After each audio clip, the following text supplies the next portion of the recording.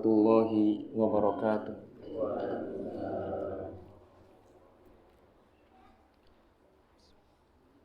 Innal hamdalillah nahmaduhu wa nasta'inuhu wa nastaghfiruh wa na'udzu billahi min syururi anfusina wa min sayyiati a'malina may yahdihillahu fala mudhillalah wa may yudlil fala hadiyalah. Asyhadu an la ilaha illallah wahdahu la syarikalah wa asyhadu anna Muhammadan abduhu wa rasuluh. Ya ayyuhalladzina amanu taqullaha haqqa tuqatih wa la tamutunna illa wa antum muslimun. Ya ayyuhan nasu taqu rabbakumul ladzi khalaqakum min nafsin wahidah wa khalaqa minha zawjaha wa bassa minhuma rijalan katsiran wa nisaa'a wattaqullaha alladzi tasaaluna bihi wal arham innallaha kana 'alaikum raqiba. Ya ayyuhalladzina amanu taqullaha wa qulu qawlan sadida yuslih lakum a'malakum wa yaghfir lakum dhunubakum wa man yuti'illaha wa rasulahu faqad faza fawzan 'azima. Amma ba'du fa inna asdaqal hadithi kitabullah wa khairal hadi hadi Muhammadin sallallahu alaihi wasallam wa syarrul umuri muhdatsatuha fa inna kulla muhdatsatin bid'ah wa kulla bid'atin dhalalah wa kulla dhalalatin finnar. Bapak-bapak dan ibu-ibu yang semoga dirahmati oleh Allah Subhanahu wa taala. Sebelum saya memulai membahas mengenai al-usul ats-tsalatsah, saya ingin menyampaikan beberapa nasihat, beberapa tips agar kita mengagungkan ilmu. Karena fenomena saat ini banyak sekali ikhwah yang kurang pengagungannya terhadap ilmu. Kurang pengagungannya terhadap ilmu. Ketika ilmu disampaikan, ia ikut berbicara. Jadi ketika ilmu disampaikan, maka diam. Sebagaimana Al-Imam Malik rahimahullahu ta'ala, beliau itu ketika ingin bermajelis, beliau mandi terlebih dahulu, kemudian memakai minyak wangi. Dan ketika mendengar ada yang berbicara, mengangkat suaranya, maka Imam Malik berkata apa? Ughdud bisautik, rendahkan suaramu. Maksudnya jangan berisik. Karena Allah Subhanahu wa taala berfirman, ya ayyuhalladzina amanu la tarfa'u aswatakum fawqa sautin nabi. Wahai orang-orang yang beriman, janganlah kamu mengangkat suaramu di atas suara Nabi. Karena kalau mengangkat suaranya, kemudian hadis Rasulullah sallallahu alaihi wasallam sedang disampaikan, maka sama saja ia mengangkat suaranya lebih dari suara Rasulullah sallallahu alaihi wasallam. Oleh karena itu diam di majelis. Karena di majelis itu kita hanya mungkin 30 menit, 40 menit, bersabar. Beberapa waktu yang lalu sudah disampaikan bahwasanya bersabar, itu diantaranya ketika menuntut ilmu. Ketika menuntut ilmu itu harus ada usaha, ada usaha untuk diam, untuk mendengarkan, untuk memahami, untuk mencatat, untuk bersabar atas itu semua. Bagaimana tipsnya agar kita mengagungkan ilmu? Yang pertama yaitu ikhlasun niyah, mengikhlaskan niat. Mengikhlaskan niat. Dan pembahasan ini saya ambil dari penjelasan Syekh Saleh Al-Utsaimin ketika mensyarah Ta'zimul Ilmi, yaitu yang pertama di buku ini sebenarnya ditulis yang kedua, ya. Tapi saya menyampaikan yang kedua ini jadi yang pertama, yaitu apa? Mengikhlaskan niat, ya. Karena Allah Subhanahu wa taala. Ya. Jadi kita menuntut ilmu syar'i itu harus berusaha semaksimal mungkin untuk mengikhlaskan niat, ya, mengharapkan dari menuntut ilmu syar'i itu kita dapat melihat wajah Allah Subhanahu wa taala dan kita dapat dimasukkan ke dalam surga, ya, dijauhkan dari api neraka, ya, dijauhkan dari siksa-siksa Allah Subhanahu wa taala. Ini ikhlas. Ikhlas itu mengharapkan ganjaran dari Allah, ya. Bukan perkataan sebagian orang. Ikhlas itu tidak mengharapkan apa-apa. Itu adalah sesuatu yang salah, ya. Ikhlas itu kita mengharapkan ganjaran di sisi Allah Subhanahu wa taala. Dan karena menuntut ilmu syar'i itu diperintahkan, dianjurkan oleh Allah Subhanahu wa taala. Bisa dilihat pada surah At-Taubah ayat 122, ya. Surah At-Taubah ayat 122, Allah Subhanahu wa taala berfirman, "Falaula nafara min kulli firqatin minhum ta'ifatun liyatafaqahu fid din." Ya. Mengapa tidak sebagian kaum, ya, sebagian kelompok di antara mereka menuntut ilmu, ya, tafaqquh fid din, memperdalam ilmu agama. Ya. Mengapa sebagian di antara mereka tidak memperdalam ilmu agama? Ya. Maksudnya apa? Berkata Asy-Syaikh As-Sa'di rahimahullahu taala, yaitu tafaqquh fid din itu mempelajari ilmu syar'i, ya, dan mempelajari makna-makna yang terkandung di dalamnya dan memahami rahasia-rahasianya. Kemudian waliyu'allimu ghairahum, dan agar ia dapat mengajarkan orang-orang selainnya dan dapat memberikan peringatan kepada kaumnya apabila ia kembali, ya. Jadi dianjurkan menuntut ilmu syar'i. Dan ini merupakan keutamaan ilmu, ya, keutamaan ilmu. Terutama memahami agama, ya. Terutama memahami agama. Dan sesungguhnya ini merupakan sesuatu yang sangat amat penting. Jadi menuntut ilmu syar'i itu sangat amat penting, ya.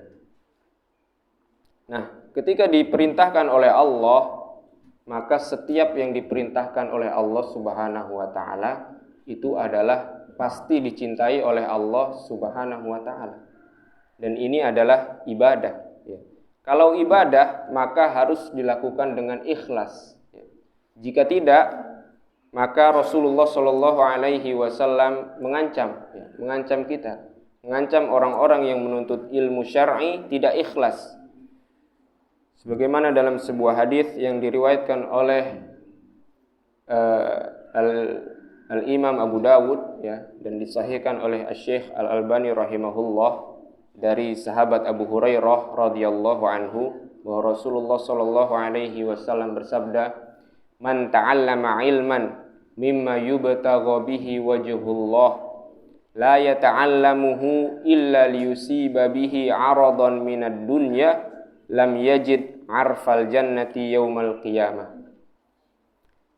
Barang siapa yang menuntut ilmu, yang mana diharuskan dalam menuntut ilmu itu mengharapkan ganjaran dari Allah Subhanahu wa taala, mengharapkan wajah Allah Subhanahu wa taala, akan tetapi ia menuntut ilmunya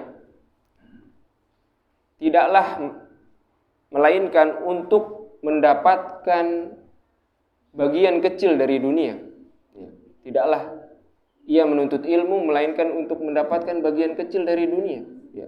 Maka lam yajid arfal jannati yaumal qiyamah, maka dia tidak akan mendapatkan aroma surga nanti di hari kiamat. Ini diancam tidak mencium bau surga. Oleh karena itu makanya kita berusaha mengikhlaskan diri, ya, mengikhlaskan niat, ya, di dalam menuntut ilmu syar'i.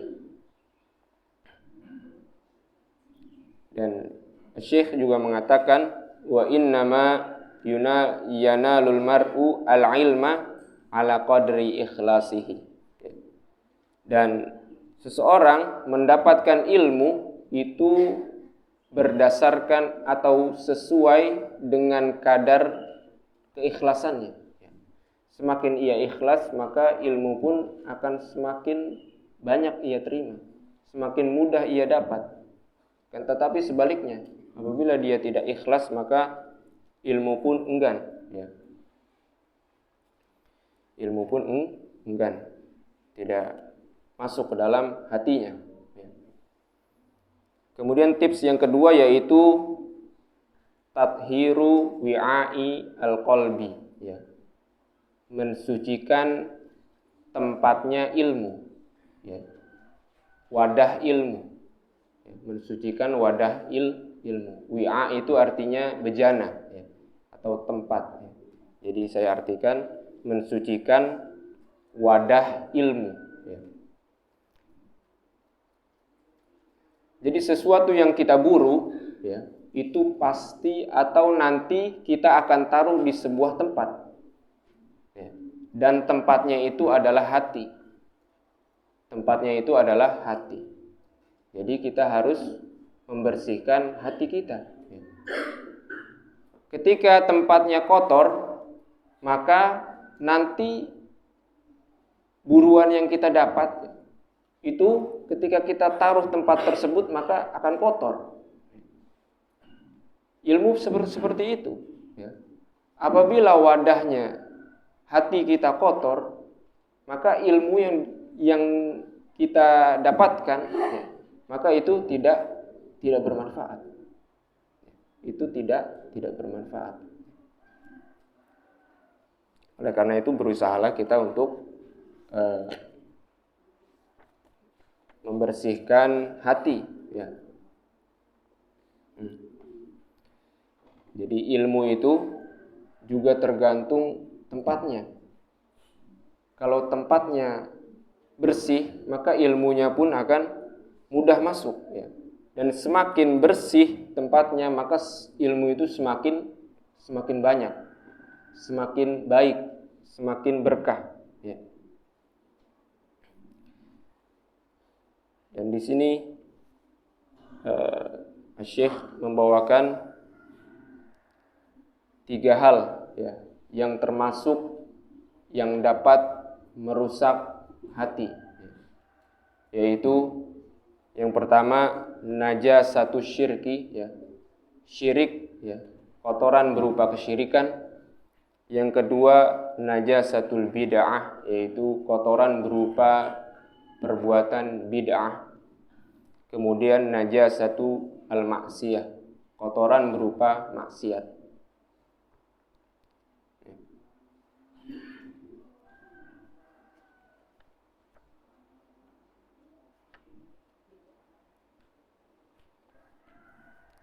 Syirik, bid'ah, dan maksiat, itu semua harus kita jauhkan dari amalan-amalan kita.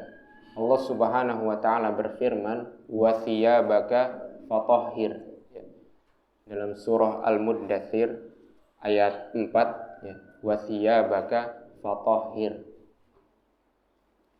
Dan pakaianmu maka bersihkanlah. Artinya apa? Pakaianmu bersihkanlah. Maksudnya, ya, di antara para ulama ahli tafsir ada yang mentafsirkan tahhir a'malaka min kulli najasah. Bersihkanlah amalanmu dari segala bentuk najis, dari segala bentuk kotoran. Kotoran yang dimaksud adalah yang tadi. Kotoran berupa syirik, kotoran berupa bid'ah, kotoran berupa maksiat. Jadi kita harus membersihkan hati kita dari 3 hal tersebut, membersihkan amalan kita dari 3 hal tersebut.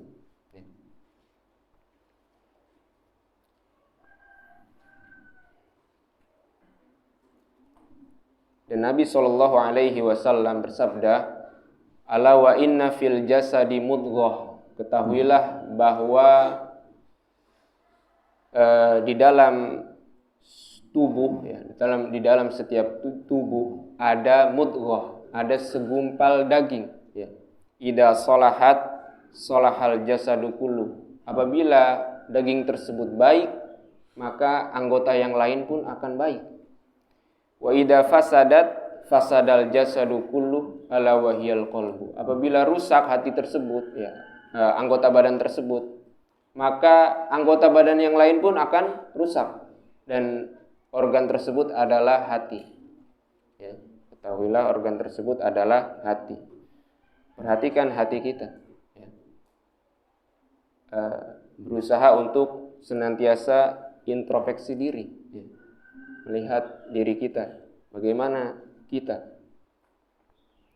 Kemudian di sini ada perkataan Sahal bin Abdillah At-Tustari rahimahullahu taala, beliau mengatakan haramun ala qalbin an yadkhulahun nuru wa fihi syai'un mimma yakrahullahu azza wa jal. Haram atas hati masuk padanya cahaya. Maksudnya terlarang, cahaya itu tercegah untuk masuk ke dalam hati, yang mana di dalam hati tersebut ada sesuatu yang Allah Subhanahu wa taala benci. Jadi kalau di dalam hati kita ada sesuatu yang Allah benci, ilmu pun enggan, ilmu pun tidak mau masuk ke dalam hati kita. Hal ini sebagaimana firman Allah Subhanahu wa taala pada surah Al-A'raf ayat 146, ya, surah Al-A'raf ayat 146, Allah berfirman, sa'asrifu an ayatiyal ladina yatakabbaruna fil ardi bighairil haqq. Aku akan halangi orang-orang yang sombong di muka bumi tanpa hak. Ya, halangi dari apa? Dari ayat-ayatku. Jadi kalau hatinya sombong, maka terhalang dari ayat-ayat Allah Subhanahu wa taala, terhalang dari memahami ayat-ayat Allah Subhanahu wa taala. Ya. Dan mungkin ia bisa menghafal Al-Qur'anul Karim, menghafal, ya, dari secara sempurna dari awal sampai akhir, akan tetapi ia tidak dapat memahaminya, ia tidak dapat buahnya, ia tidak dapat mengamalkannya. Ya. Kenapa? Ya tadi, karena firman Allah Subhanahu wa taala, ya, tidak bisa memahaminya. Sebagai perkataan Ibnul Hajj, wa ma'lumun anna ba'dal mutakabbirina yahfazul Qur'an walakinnahum muni'u faidatahu fil fahmi wal amal. Dan telah diketahui bahwa orang-orang atau sebagian orang-orang yang sombong, mereka menghafal Al-Qur'an, hafal Al-Qur'an, akan tetapi apa? Akan tetapi mereka tercegah dari mendapatkan faidahnya berupa memahami dan mengamalkan. Jadi sekali lagi, bersihkan hati kita dari segala bentuk dosa dan maksiat. Ya. Kemudian tips selanjutnya yaitu bersemangat, ya, atau mengumpulkan tekad, ya, dalam menuntut ilmu. Jam'u himmah, ya, mengumpulkan tekad dalam diri untuk menuntut ilmu syar'i. Dan ini bisa dilakukan apabila dia melakukan tiga hal, ya. Yang pertama yaitu al-hirsu ala ma yanfa'. Yang pertama, bersemangat terhadap yang bermanfaat. Jadi dia bersemangat terhadap yang bermanfaat baginya. Nah, kalau dia mengetahui bahwasanya menuntut ilmu syar'i itu bermanfaat, maka bersemangat. Jangan lemah, jangan merasa tidak bisa. Bersemangat. Jangan malas, bersemangat. Kemudian yang kedua, al-isti'anah billahi fi tahsilihi, yaitu minta tolong kepada Allah Subhanahu wa taala dalam mencari yang bermanfaat tersebut. Ya. Minta tolong kepada Allah. Jangan bersandar dengan kekuatan diri kita. Ya. Bersandar kepada Allah Subhanahu wa Ta'ala. Kita adalah hamba yang lemah. Ya. Oleh karena itu bersandar kepada Allah Subhanahu wa Ta'ala yang maha kuat, ya, yang maha memberi, yang maha memberikan segala sesuatunya kepada kita. Bahkan Rasulullah Shallallahu Alaihi Wasallam berdoa, ya, kepada Allah Subhanahu Wa Taala untuk diberikan ilmu yang bermanfaat. Ya. Jangan sampai kita tidak berdoa kepada Allah Subhanahu Wa Taala agar diberikan ilmu yang bermanfaat. Ya. Banyak berdoa kepada Allah Subhanahu Wa Taala. Ya. Kemudian yang ketiga yaitu tidak lemah, tidak merasa lemah. Adamul ajzi, tidak merasa lemah. Tidak merasa lemah. Meskipun sebagian di antara kita mungkin sudah tua, sudah beruban, ya. Tapi jangan sampai semangat kita beruban. Ya. Semangat kita harus tetap muda. Gak apa-apa kita beruban, tapi semangat kita itu harus tetap muda. Lihat para sahabat, ya. Dikatakan oleh Al-Imam Al-Bukhari rahimahullah, ta'allama sahabatun Nabi sallallahu alaihi wasallam kibaron. Ya. Para sahabat Nabi sallallahu alaihi wasallam belajar kibaron ketika mereka usianya sudah tua. Ya. Dan hal itu tidak menghalangi mereka untuk mengambil ilmu dari Rasulullah Sallallahu Alaihi Wasallam, terus menuntut ilmu, ya, meskipun sudah tua. Ya.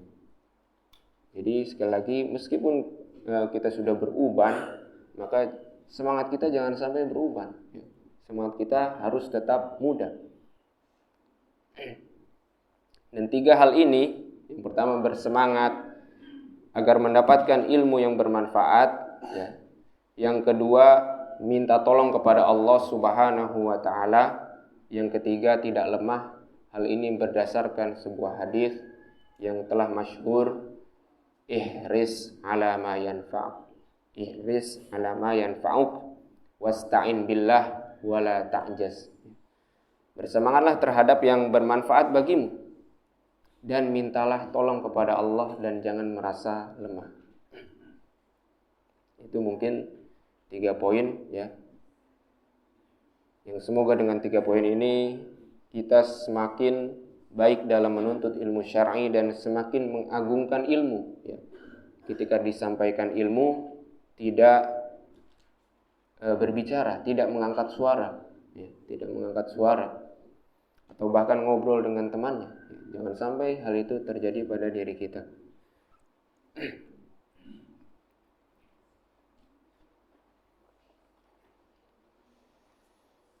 Kemudian kita lanjutkan pembahasan al-usul ats-tsalatsah.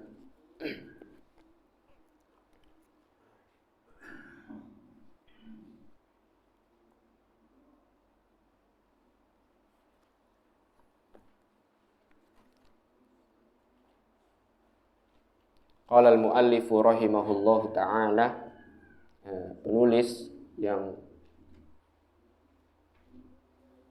dirahmati oleh Allah Subhanahu wa taala berkata, "I'lam arsyadakallahu li ta'ati annal hanifiyata millata Ibrahim an ta'budallaha wahdahu mukhlishan lahuddin wa bidzalika amara Allahu jami'an nas wa khalaqahum laha kama qala ta'ala wa ma khalaqtul jinna wal insa illa liya'budun wa ma'na ya'budun ay yuwahhiduni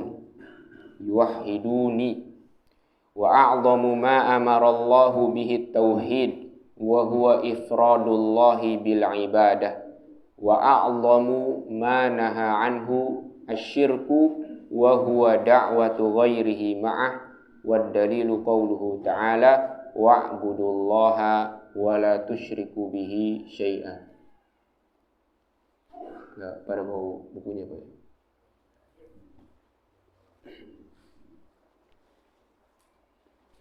Tulis boleh. tulis.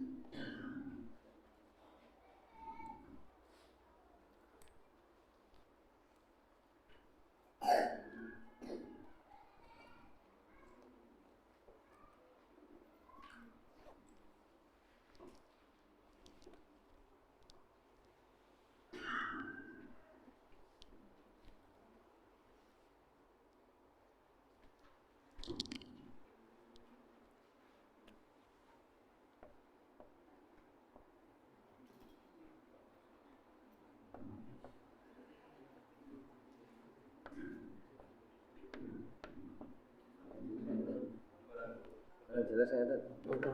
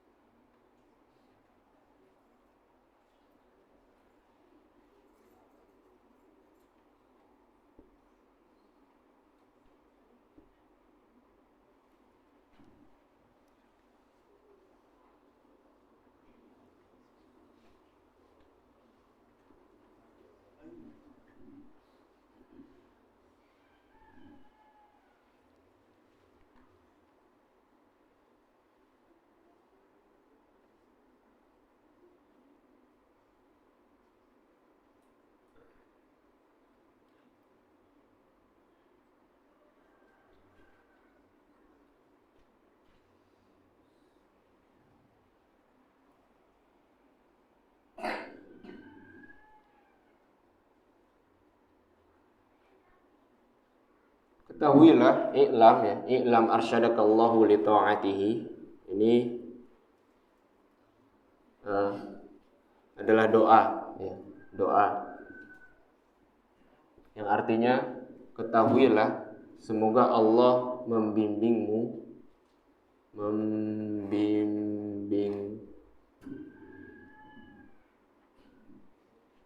untuk melakukan ketaatan padanya. Ya. Ketahuilah, semoga Allah membimbingmu untuk dapat melakukan ketaatan kepadanya. Ini adalah doa, ya, yang mana di antara kebiasaan Syekh Muhammad bin Abdul Wahhab rahimahullahu taala itu mendoakan murid-muridnya, ya, mendoakan orang yang membaca kitabnya. Ya. Ini harus kita biasakan ketika mulai ingin menasehati seseorang, mulai dengan mendoakannya. Ya. Mulai dengan doa, kemudian baru setelah itu nasihat. Nah, nasihat atau ya dan lain sebagainya. Ya.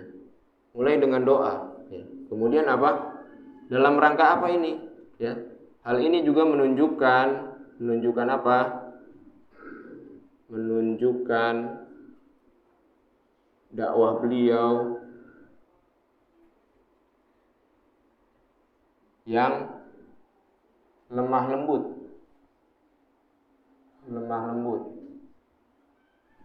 ya, tidak kasar. Ya. Doakan murid-murid kita, doakan. Arsyadakallahu li ta'ati, atau antum doakan ketika ingin mulai menyampaikan nasihat, barakallahu fikum, saya ingin menasihati antum. Nah, seperti itu. Agar apa? Agar setelahnya yang kita sampaikan, nasihat yang kita sampaikan diterima. Ya, diterima. Ya. Kemudian annal hanifiyata millata Ibrahim, bahwa Hanifiyah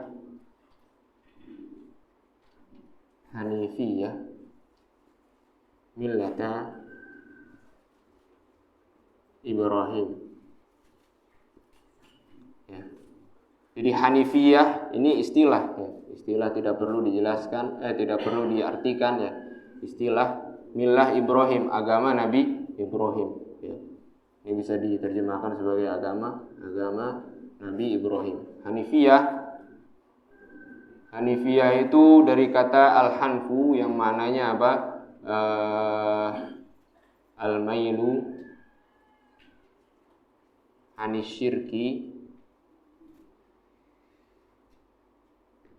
qasidan atau qasdan ila at-tauhid. Ya. Dia menjauh dari syirik dan condong kepada tauhid, ya. Al-qasdu ila at-tauhid, ya. Hanifiyah apa? Jauh dari syirik dan condong kepada tauhid. Ya. Condong kepada tauhid. Millata Ibrahim, ya. Jadi ini jauh dari syirik dan condong kepada tauhid itu adalah agamanya Nabi Ibrahim alaihi salam. Ya. Nih, ilam arsyadakallahu li ta'ati annal hanifiyata millata Ibrahim. Kemudian dijelaskan juga sama penulis, ya, anta'budallaha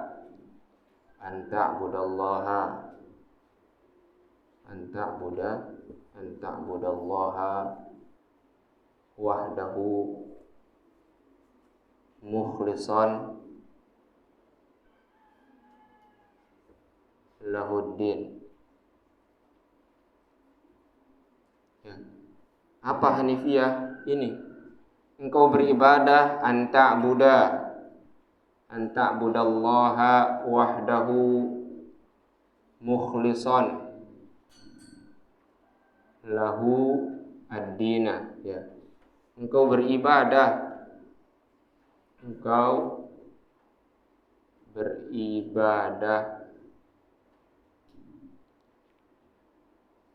kepada Allah saja,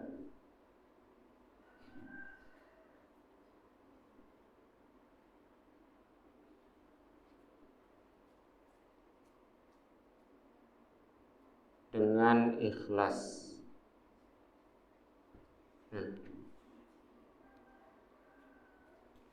Ini apa ya di sini? Di sini adalah at-tauhid, maksudnya at-tauhid. Ya, ini at-tauhid. Dan apa? Meninggalkan tauhid. Kemudian tarku asyirk, meninggalkan syirik.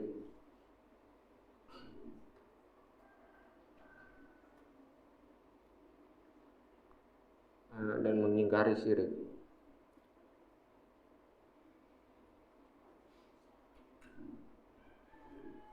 Kesyirikan.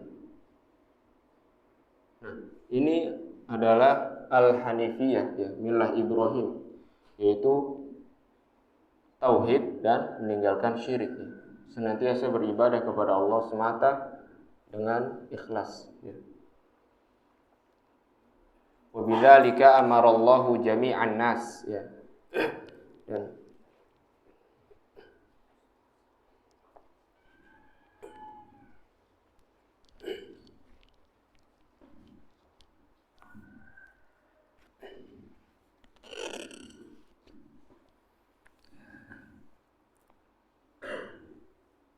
Dan kenapa di sana Nabi Ibrahim, ya, Nabi Ibrahim itu memiliki kekhususan. Di antaranya yang pertama yaitu Allah Subhanahu wa taala memerintahkan Rasulullah sallallahu alaihi wasallam untuk mengikuti agamanya Nabi Ibrahim, millah Ibrahim. Fattabi millata Ibrahim hanifa. Ikutilah millah Ibrahim, agama Ibrahim yang hanifa, yang jauh dari syirik dan condong kepada tauhid. Kemudian di antara kekhususan Nabi Ibrahim juga bahwa Allah Subhanahu wa taala memerintahkan kita juga untuk mengikuti millahnya Ibrahim, ya. Fattabi'u millata Ibrahim. Ikutilah millah Ibrahim, ikutilah agama Ibrahim. Kemudian di antara kekhususan Nabi Ibrahim juga Allah Subhanahu wa taala berfirman memuji Nabi Ibrahim ya pada surah An-Nahl ayat 120. Surah An-Nahl ayat 120. Inna Ibrahima kana ummatan ya. Inna Ibrahima kana ummatan qanitan lillah.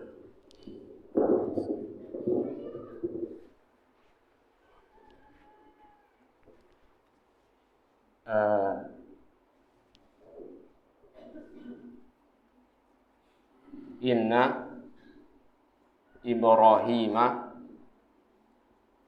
kana ummatan qanitan lillahi hanifa walam yaku minal musyrikin.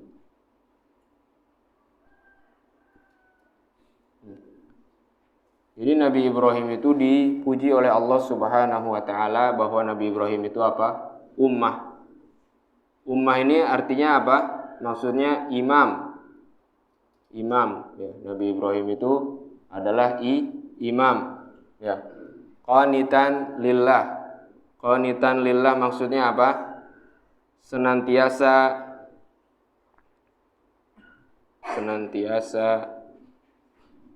taat kepada Allah. Ya. Kemudian hanifan tadi ya. Apa? Hanifan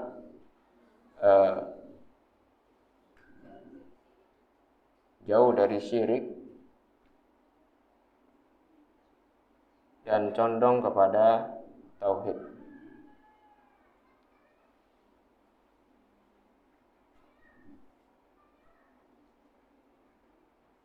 Dan ini sebagai penguat juga bahwa Nabi Ibrahim itu jauh dari syirik dan condong kepada tauhid, sehingga dikatakan bukan termasuk orang-orang musyrik ya, sebagai menguatkan.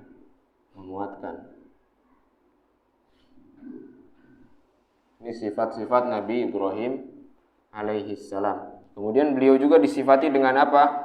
Khullah ya, disifati dengan apa? Al-Khalil ya, Khalilullah, kekasih Allah Subhanahu wa taala.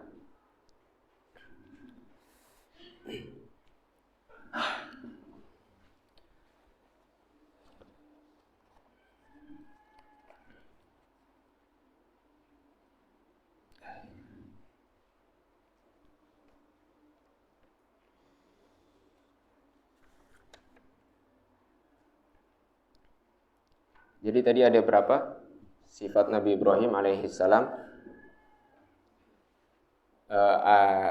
Kekhususan Nabi Ibrahim alaihissalam apa saja? Yang pertama, Rasulullah Shallallahu alaihi wasallam diperintahkan untuk mengikuti millah Ibrahim.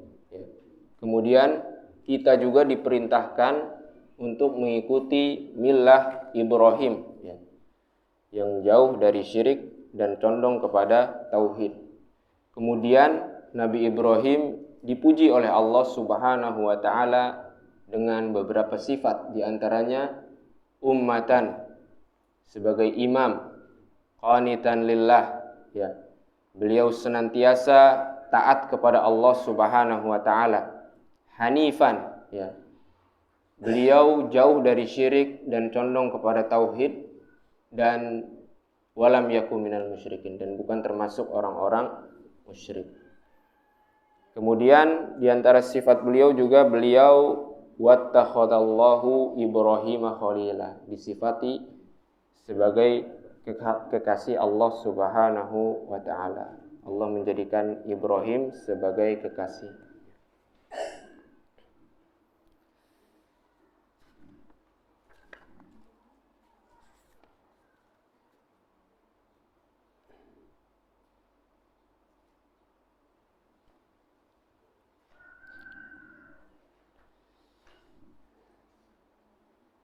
Dan para nabi ya, itu diperintahkan wa bidzalika amarallahu jami'an nas ya.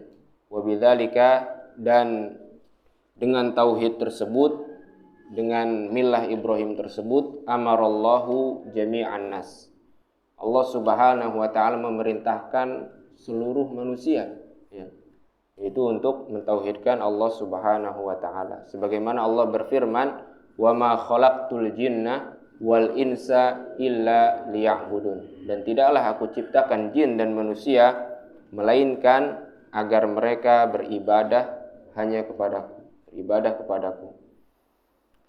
Nah, di sini ada setelah illah ya. Setelah istitsna ada ya, atau istitsna di sini terletak setelah nafi ya. Setelah di sana sebelumnya ada huruf ma yang artinya apa? Tidak. Dan kemudian ada illah ya, illah istitsna. Maka ini berfaidah hasr, yaitu pembatasan. Jadi maksudnya ya, maknanya, di antara maknanya yaitu khalaqtul jinna wal insa li ghayatin wahidah. Aku menciptakan jin dan manusia untuk satu tujuan saja. Jadi tujuannya hanya satu, yaitu apa? Beribadah kepadaku. Mentauhidkan aku, mentauhidkan Allah Subhanahu wa taala saja. Tidak ada tujuan yang lain. Dan seluruh para rasul juga mendakwahkan agar mentauhidkan Allah Subhanahu wa taala. Allah berfirman dalam surah An-Nahl ayat 36, "Walaqad ba'atsna fi kulli ummatin rasulan an i'budullaha wajtanibut taghut." Dan sungguh kami telah mengutus pada setiap umat seorang rasul agar mereka beribadah kepada Allah dan menjauhi taghut. Para nabi juga mendakwahkan demikian. Ya qaumi ibudullaha ma lakum min ilahin ghairuh. Wahai kaumku, beribadahlah kalian kepada Allah yang mana tidak ada ilah bagi kalian selain Allah Subhanahu wa taala.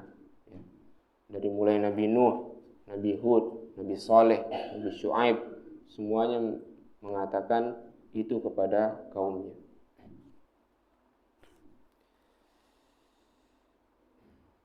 Dan kemudian beliau menjelaskan mengenai wa a'zamu ma amarallahu bihi, dan yang paling besar yang Allah perintahkan. Ini menunjukkan bahwa yang Allah perintahkan itu derajatnya berbeda-beda. Dan yang paling agung ya, yang paling agung berarti yang harus sangat kita perhatikan yaitu apa? At-tauhid. At-tauhid. Dan larangan juga bertingkat-tingkat. Akan tetapi yang paling agung, yang paling besar, larangan yang paling besar adalah syirik.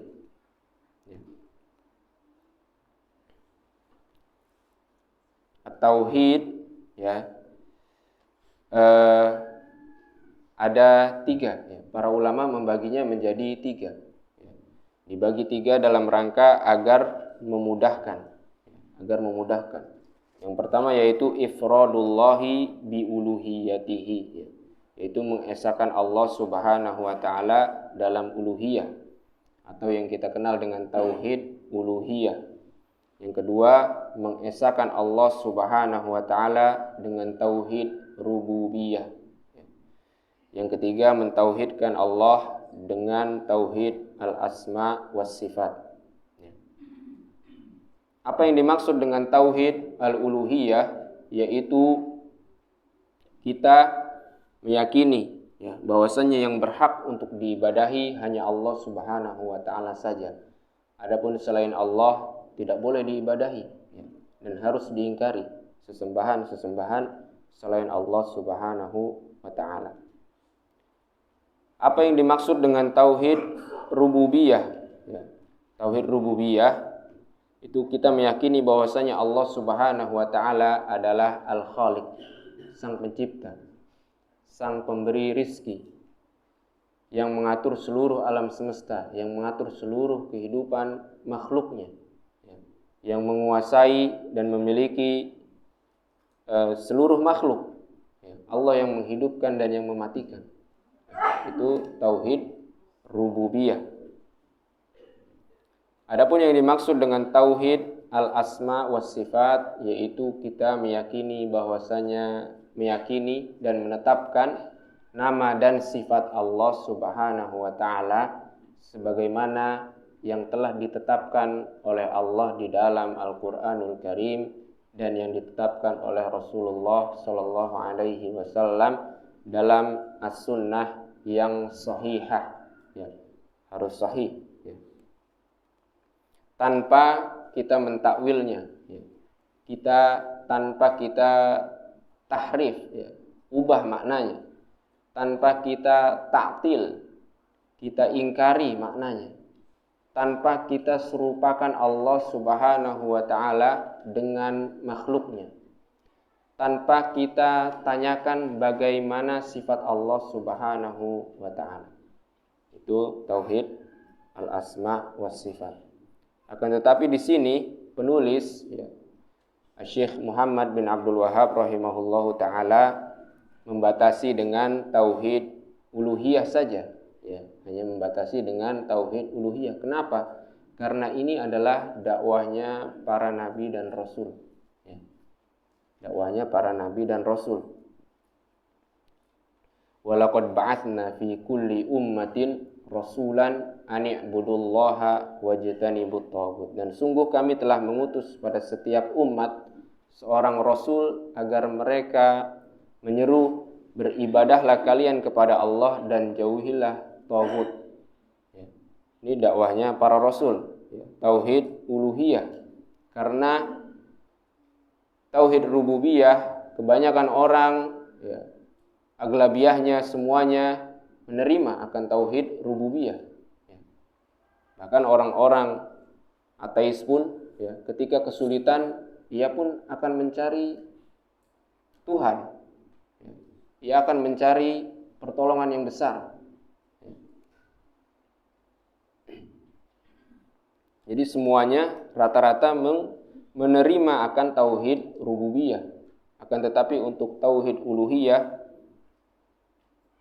banyak yang menolak akan tauhid uluhiyah. Oleh karena itu para nabi dan rasul mereka mendakwahkan tauhid uluhiyah dan menjadikannya sebagai yang utama, mendahulukannya.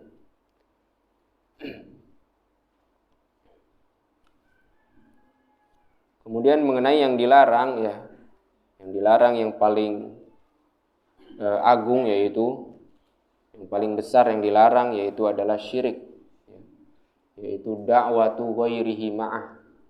Engkau berdoa atau beribadah kepada Allah, akan tetapi engkau juga beribadah kepada selain Allah. Jadi menduakan Allah, baik dalam beribadah, dakwatu itu bisa diartikan berdoa dan juga bisa diartikan beribadah. Dakwatu ghairihi ma'ah. Jadi beribadah kepada Allah bersamaan ia beribadah kepada selain Allah, itu adalah suatu kesyirikan.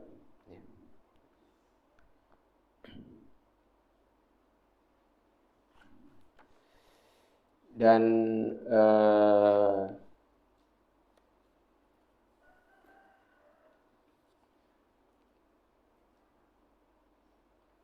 syirik juga memiliki berbagai macam. Di antaranya syirik terhadap rububiyah Allah, menyekutukan Allah dalam hal rububiyahnya, yaitu kita misalkan meyakini ada pencipta selain Allah, ada dua pencipta, maka itu masuk ke dalam syirik dalam hal rububiyah. Kemudian syirik dalam hal uluhiyah, yaitu kita beribadah kepada Allah bersamaan kita juga beribadah kepada selain Allah. Kemudian syirik juga bisa terjadi pada al-asma was sifat, yaitu kita menyamakan selain Allah dengan Allah. pada permasalahan nama dan sifat Allah Subhanahu wa taala. Padahal Allah Subhanahu wa taala berfirman, "Laisa kamitslihi syai'un wa huwas samiul basir." Tidak ada sesuatu pun yang serupa dengan Allah, dan sedangkan Allah Subhanahu wa taala adalah Maha mendengar lagi Maha melihat. Dan syirik juga terbagi menjadi syirik besar, syirik kecil. Syirik besar apa? Yaitu kita menjadikan tandingan bagi Allah Subhanahu wa taala untuk beribadah kepadanya, ya. Dan ia mengeluarkan seseorang dari agama Islam, menghapuskan amalannya, ya. Dan syirik kecil yaitu segala sesuatu yang menghantarkan kepada syirik besar, ya. Dia wasilah kepada syirik besar, ya. Dan syariat akan tetapi syariat menamakannya syirik, ya. Syariat menamakannya syirik, ya. Akan tetapi tidak mengeluarkan pelakunya itu dari Islam, ya. Seperti riya, inna akhwafa ma akhafu alaikumus syirkul asghar. Sesungguhnya yang paling aku takutkan terjadi pada kalian adalah syirik kecil. Kemudian para sahabat pun bertanya, wa masyirkul asghar ya Rasulullah? Apa yang dimaksud syirik kecil wahai Rasulullah? Kemudian Rasulullah sallallahu alaihi wasallam bersabda, itu adalah ar-riya. Ya. Jadi ini ar-riya adalah syirik kecil. Ini dijelaskan dengan nasnya. Kemudian di antara syirik kecil juga adalah man halafa bi ghairillah faqad asyrak. Barang siapa bersumpah dengan selain nama Allah Subhanahu wa taala, maka sungguh dia telah melakukan kesyirikan. Nah, di sini disebutkan kesyirikan, akan tetapi ini bukan sampai derajat syirik besar, ya. Bukan sampai derajat syirik besar. Ini masuknya ke dalam syirik kecil.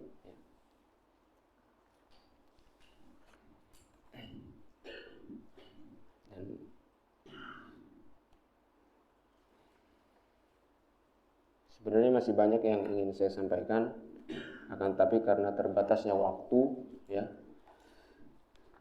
mungkin sampai di sini dulu.